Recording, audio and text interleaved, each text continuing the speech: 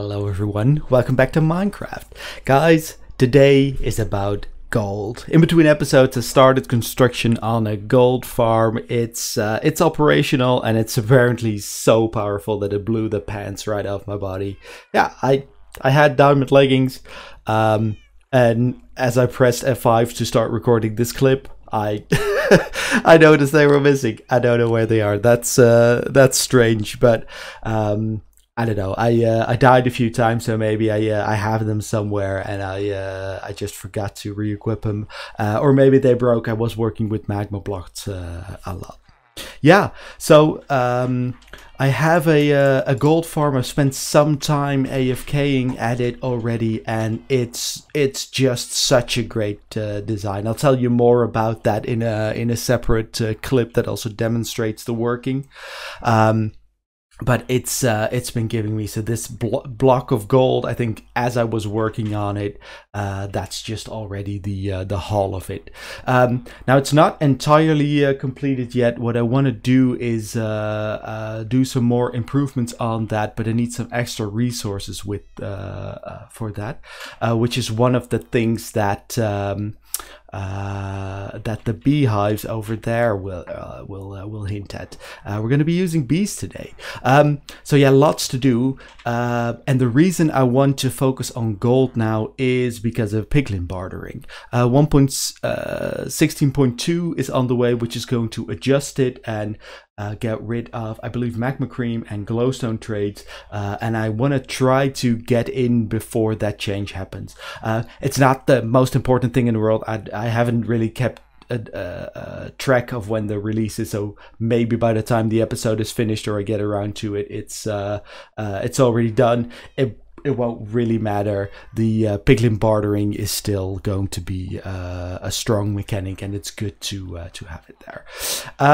So yeah, I'll take you into a demonstration of the gold farm. Then we're going to play with some bees, and then we're going to set up the upgrades to the farm and piglin bartering as well. Okay, so I want to get a temporary setup for the bees quickly, so they can start while I'm working in the area, generate honey. Now, I was looking around for a very simple design, and I found a video by Waddles. I'll link his video in the description, and he has a fairly simple setup to get this done. It's basically this dirt block is where the beehive will go. There is an observer looking at that. There's a dispenser here. I was crafting up a stack of dispensers. That is the worst thing to do ever. Anyway, then on top of that you have a building block, and then there's 2 bits of redstone there. That should work. And there's a couple of things that I'm not sure on. I picked up all the bee nests, and I know for sure there's 2 inside. I just don't know which one. So what I'll do is I'll make an enclosure here. I'll make it out of glass, and I'll make it a little bit bigger. And I'll place all 3 of the bee nests in there, and then I don't know. I'll see if I can breed them as well. I'll make the enclosure like so, and maybe even one higher. I might not have enough glass, but we'll see. And then we can store, I think, up to 9 bees working in here. So then that for the moment I'm sure is enough. And then I'll definitely have to do some more bee researching and see what else I can do as a more permanent setup. Placed those wrong.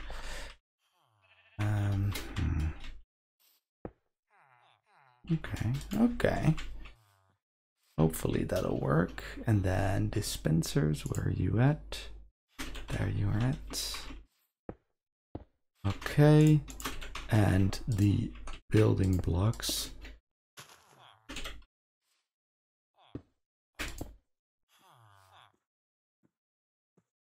Oh no.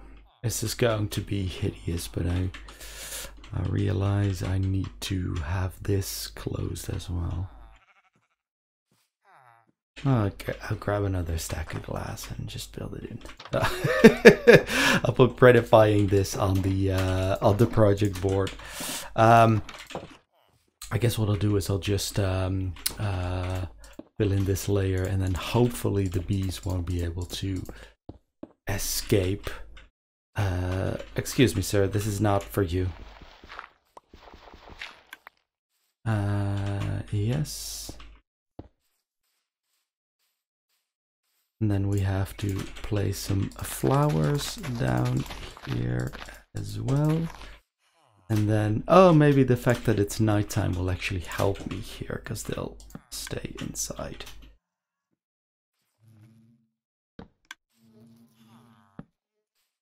Oh, and that one is actually, yeah. Oh, that one is full already. So I should, I'll put some bottles in these things. I have more bottles, but I'll do it for now. And then actually what I'll do is I'll fire up that dispenser once on the middle one, and that should give me a honey bottle in that now. Did it not? Yeah, it did. Beautiful. So that's now manually because one was filled. But apart from that, they should be, every update it should try to sort of harvest it, and yeah, so we should be accumulating honey bottles in here over time. That's cool. Oh, I think I can make my first honey block. Yeah, nice. All right, sweet. Oh, and that is actually good because now I can feed the honey bottles. Man, smart plays all around. Let me now sleep the night away and see what the bees do. Get off my sofa, sir.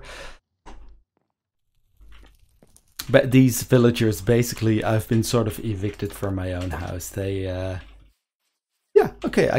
I know I had 3 bees, and they're just all in there. So, okay, they're just wandering around, and then they'll go back inside. Yeah.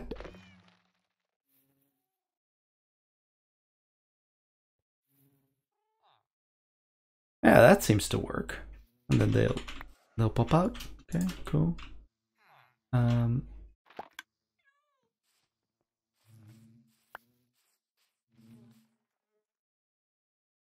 Oh, that is bad. I see now what the mistake is. Ah, it just pops out a bottle every time there's an update. Ah, okay. I'll have to play around with this and see how I can fix this. The bees at least are gathering up honey, so that is something that we can do. Okay. Okay, I spent some time on this to update the redstone. What I've done is looking at the Gamepedia Minecraft wiki. I saw a one white design that basically is based on the idea that there's a honey level in these beehives, and if it's level 5, then it is full and you can harvest it. So basically this block reads it out, and this signal goes all the way to 5, then it touches this thing, and then it goes back to 1. So as this is working, you see the signal being built up. So these are at 4, so if one more bee goes inside, and I think that just happened with either one of these, and then after a few minutes it pops out, and or it doesn't pop out. It increases the honey level, and then the dispenser is fired and it's reset to 0. So we'll see if this works. Yep, there it went. And now there's a honey bottle inside here. Okay, cool. I'll speed up that footage. So this works, is hideous, and I might want to. There were 2 when I started recording, 2 outside, so I thought maybe I'll do something with breeding, but to be honest, I'll leave it as is. They seem to have sort of their own hive, and I think it takes something like 1 Minecraft day to fill these things up. So that is fine. So I'll do some projects in the area and then check up how many honey we have. So I made an update to the gunpowder farm collection system. The farm itself, I still have to do some caving, and I didn't expand it or anything. But it was 4 separate cells, and a lot of drops were missing. So this cart is just making the rounds, coming back here, and this hopper, this is actually an unloading system. So the comparator reads out the hopper into a torch. And as soon as items pass through the hopper, then this whole system actually depowers this rail so it holds the minecart. And let me actually just show you how that works with some items in there. So now it's not powered. And okay. That's good. I think I messed it up there. It's been running quite well. So this is a fairly simple setup to at least make sure that I only have to check one place. The haul so far is just over a shulker box, and that is already with crafting some rockets up and spinning them a lot. So this is quite nice. And this little setup proves that I should not really be doing live redstoning or designing just yet. What actually was happening was these dispensers, they placed a honey bottle back in if there's room. But one of these 9 slots is selected randomly when the dispenser is fired. And if that is a honey bottle, then it's just shut out. So I had honey bottles just on the floor here despawning, which wasn't the idea. So what it did was I made sure all slots are filled with glass bottles here. And then down below, this minecart will be going back and forth. I have a similar setup with just honey bottles here.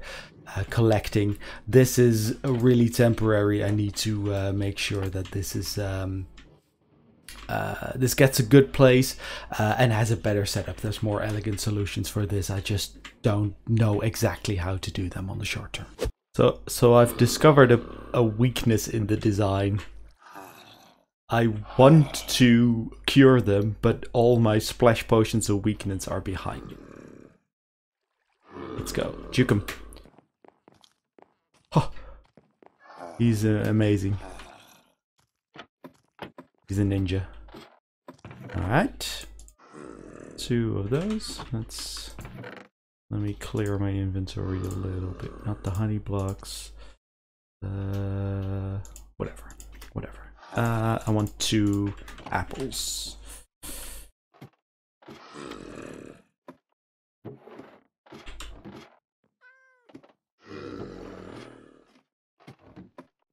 Okay, that'll work.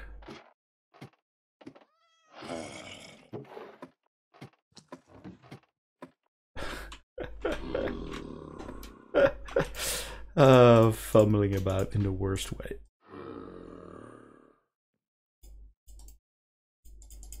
Okay, so now I should. Oh, maybe I'll need 1.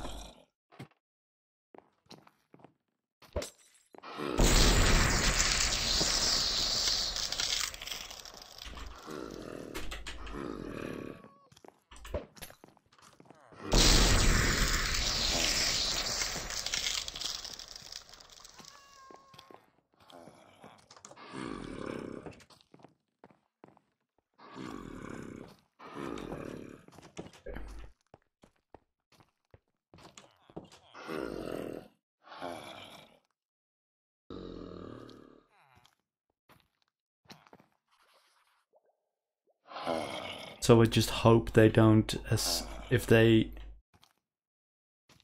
get cured in the same place, or at the same time rather.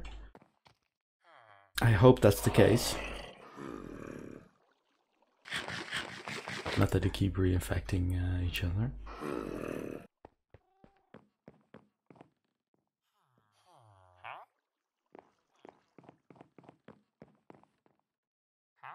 Okay, so small discount.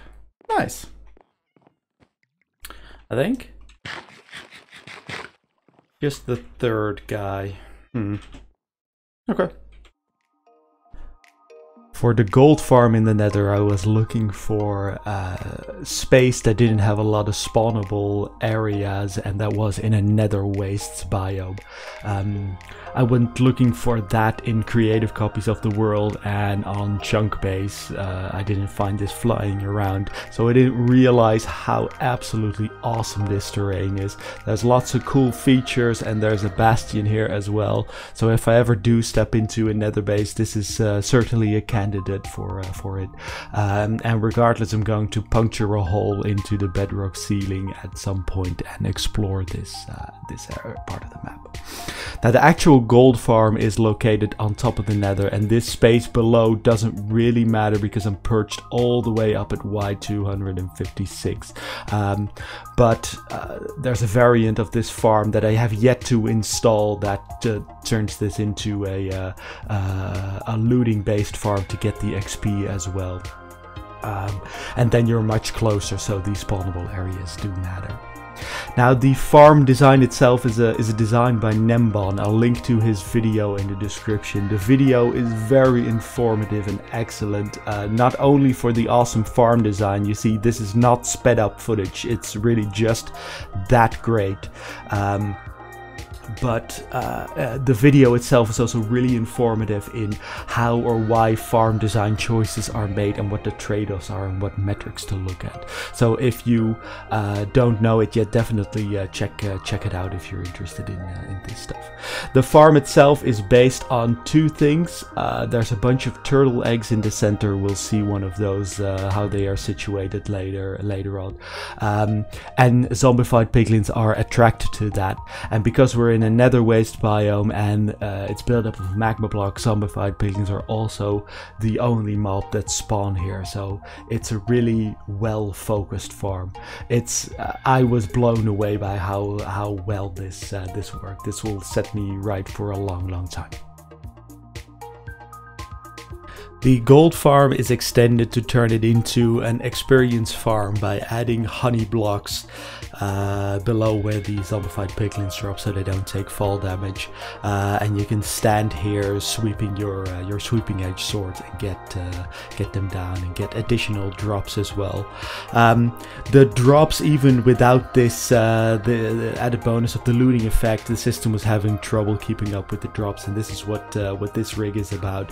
There's droppers there dropping items into the cobwebs. They get funneled into a central point, and then they are shot over the ice into the item sorting system as before. This seems to keep up now and can handle gold ingots as well, which is a drop from the looting effect. So this is a big improvement as well. Plus, really awesome. I could watch this for hours. The last component of this gold farm setup is of course the piglin bartering, which you see in action now. This is a simple bartering farm. The design is by Logical Geek Boy, whose video I will link to in the description of this video. It basically works on the premise that the piglins can reach the ingots that are dropped by the droppers above. The ingots, they land on a pressure plate which disables a redstone torch as long as there is an item on it. As the item gets picked up, the redstone torch is enabled again, and it triggers the dropper to drop a new ingot of gold. So this continues as long as there is gold in the droppers. The piglins then drop the item that they barter for below, and it gets picked up by the hoppers below there. I got the piglins here basically through natural spawning. There's a small chance that piglins spawn in the Nether wastes biome, so I just made a spawning platform and put the camera account on it while it was standing up top, and then I swooped down as soon as I saw some and name tagged them. This is still looking fairly hideous. I'll have to do some redecorating, but honestly, I've spent so much time on it, I'm gonna let this rest for a bit as well and just enjoy the bartering loot. There's also improvements to be made on this setup to make a cutoff system as soon as these hoppers fill up, or it's actually that top one that that fills up, that will basically stop the dropper from dropping additional ingots, which is going to be a real nice thing, because looking at this, it's a short time that this bartering setup has been running, and it's basically almost filled a double chest for every cell already. So it is really powerful. The spawning platform, I'll have to exchange this with glass as well. I didn't have more on hand, but this is going to mostly ruin the rates up top, even though it's still awesome. So I'm not too worried about it yet. Huh. I was all ready to remove gold farm from the project board, but I don't see it on there. So that really sheds a light on how well I keep this up to date with what I think I need, and how well I use it before preparing an episode. Oh well. Okay. Regardless, I do want to close off this project for the moment. At least I'll be tinkering with it off camera for sure. But I want to close it off by adding something of this project on the mantle as sort of a trophy, because it was so big but also so awesome. Yeah, that looks nice. I found some more wither skulls, by the way. I'm not entirely sure why, but I'll upgrade the beacon soon, or maybe do an actual wither fight. But I don't have any more time for the current episode, so I'm gonna end it here. Thank you once again so much for watching. If you have any tips or feedback, do feel free to leave a comment. If you enjoyed the video, please consider leaving a like or subscribing to the channel for similar content in the future. I hope you have a great rest of the day, and I hope to see you next time.